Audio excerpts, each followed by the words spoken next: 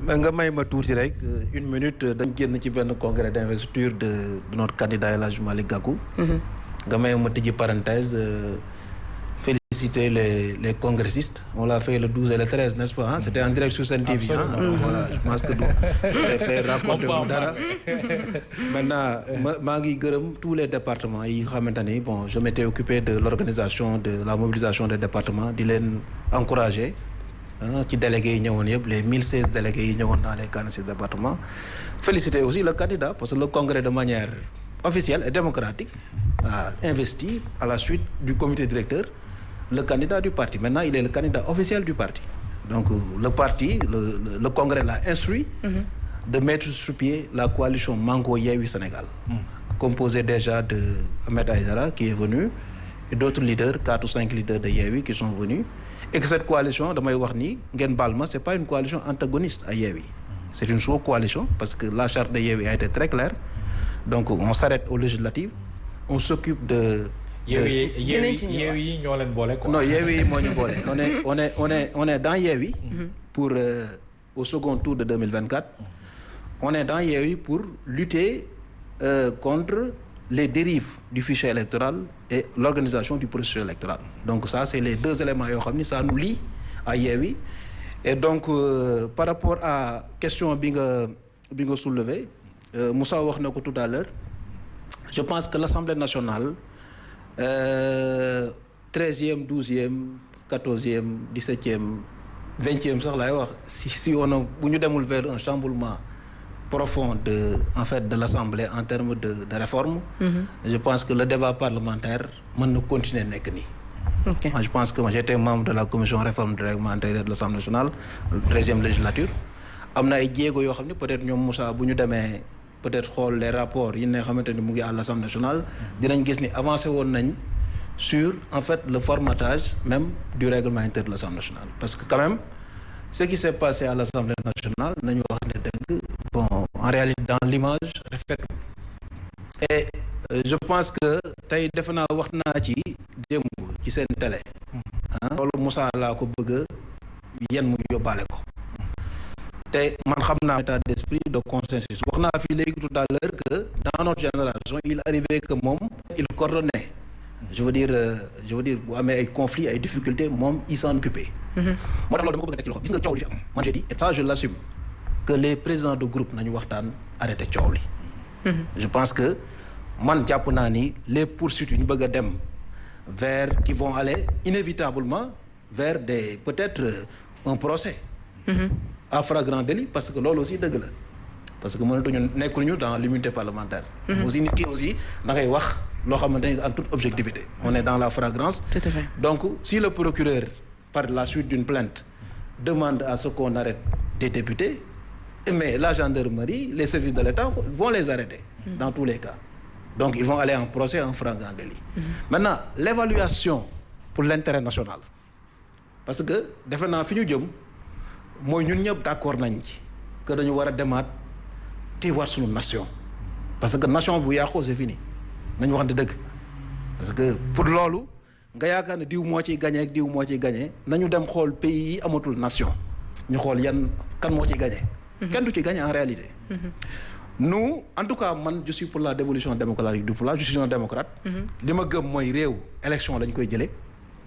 li ma gëm également mooy en fait il faut que ñu dem vers des offres politiques képp koo xamante ni xalaat nga ni da nga war a jël réew mi nga jël ko par une offre politique sénégalais yi dénk la ko sur la base de cette offre politique. Donc bu ñu la déggee vous êtes en phase ak ñi nga xamante ne dañoo bëgg a entamer li jëm ci wàllu médiation comme le président groupe parlementaire bu. Non mais ci loolu lañ nekk te j'en ai informé au président de mon parti. Bon en fait aujourd'hui moi je pense que la position man bi ma jàpp que nit ñi fa la ñu war a jëm pour la stabilité nationale et l'équilibre et pour conserver le minimum d'acquis en termes d'unité nationale. Parce que risque bi mooy situation bi mën na àgg foo xamante ni maanaam ñëpp a ciy perdre parce que les questions religieuses c'est des questions très sensibles. mais est-ce que warul tàmbali justement ci doguma la ci président de l'Assemblée nationale. non woo ay njabootam jéem a xool mais moom bu demee ba saisir le procureur même bu ko règlement intérieur assemblée maye loolu est-ce que nekkul lu ñu duppee peine perdue ci li nga bëgg comme médiation. waaw mais xam nga le bureau Moussa bu ma juumee mu rectifier ma parce que l'article 37 du règlement international est très clair. que en réalité il y a le bureau de l'Assemblée nationale peut instruire la conférence des présidents dans les commissions. c'est-à-dire que aujourd'hui lépp loo xamante ni war nañ ko mën a arrêter wala war nañ ko mën a def bureau bi mën na ko def. moi je pense que mënoon nañu bañ a àgg fii. bu fekkee ne par exemple le bureau de l'Assemblée nationale tegul ay jéego. def naa bureau bi bon xaw ma kan moo fa am majorité mais le bureau est un peu équilibré. parce que débat ba fa amoon sax man xaw na ma jaaxal tuuti quand j'ai vu que bon en réalité la décision du bureau de l'Assemblée nationale dafa jëloon une décision antagoniste man je pensais que décision bi ñu doon jël c'était une décision de conciliation. parce que tamit man personnellement foofu laa doon xaar y a eu des difficultés yoo xamante ni am na dans l'hémicycle te l'hémicycle je pense que war nañ aussi dans la formation parlementaire ñu xam ni hémicycle boo fay wax c'est comme tribunal.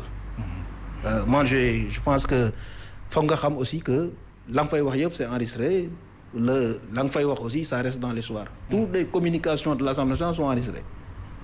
perchoir boobu noonu foofu ngay taxaw di wax noonu c'est-à-dire amul benn milieu bu gën a authentique ce milieu là. moo tax lépp lu fa waay di wax dafa war a nekk de manière solennelle. et de manière sérieuse loolu nga wax pour la nation pour l'intérêt supérieur du peuple sénégalais. maintenant man li ma jàpp te loolu laa gëm mooy les deux groupes et c'est un appel que je fais à Oumar Youm qui est président du groupe Benno Bokk Yaakaar. un autre appel également à Birame Souleye Diop qui est président du groupe Yewwi Askan Wi ñoom ñaar ñoo war a daje waxtaan woote pour que ce problème-là qu'on puisse régler ça parce que bu ñu ko yóbbu au niveau de la justice il y aura des déchéances de mandat. est-ce que c'est pas trop tard ak plainte yi ñu annoncé plainte non parce que fa ñu jëm bi ñu saisir fa ñu jëm et je rappelle c'est très clair plainte yi ñaari boor yëpp la mais procès dina am jugement dina am sanction dina am parce que je pense que le président de l'Assemblée nationale bon bu bureau bi décidé mënoo wax ne bu jëlee kayit boo xam ne bureau bi moo ko décidé mais mënoo ko ci critiquer parce que loolu aussi mooy rôle am. attention hein parce que on ne peut pas aussi xam l'institution parlementaire lépp loo xamante en termes d'organes à l'intérieur de l'Assemblée nationale bu ñu ko jëlee dans la légalité le président de l'Assemblée nationale day légiférer.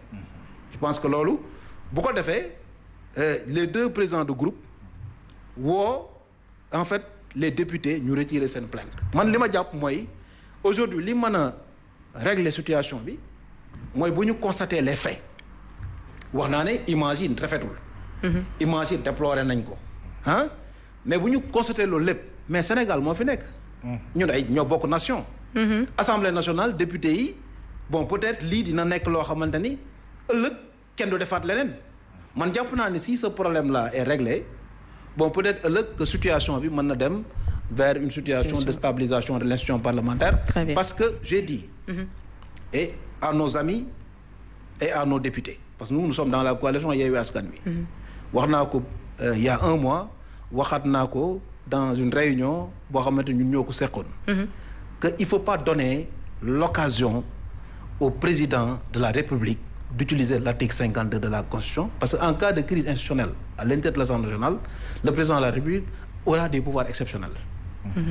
L'Assemblée nationale li ñu Sénégalais yi jox mais mooy en fait cet équilibre là qui est entre l'Assemblée nationale mais ku ci nekk da nga ko war a gérer en toute responsabilité.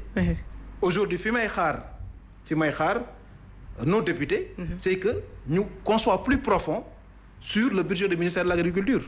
Si on doit mettre 200 milliards, mais quel est notre programme politique sur l'agriculture? Super. On dira que nous ne sommes pas d'accord. On doit rehausser le budget, yóbbu ko sur augmenter les semences de l'arachide, la production intérieure, l'industrialisation du Sénégal. Voilà les débats de fond sur lesquels Absolument. Je pense que moo tax Sénégalais yi jox ñu 80 députés. Mais Sénégalais yi joxuñu ñu 80 députés pour que qu'on aille pour parce que en fait une bataille physique n'a pas de sens. je pense Sénégalais xaaruñu loolu ci ñun li ñu fi ñuy xaar moo qu'on aille vers en fait je veux dire ce combat dans les idées D'accord. Cette bataille, à outrance, dans la loi des finances, et puis l'ajustement, bien les Sénégalais d'un coup dans leur bien-être. Je pense que le reste, parce qu'on est.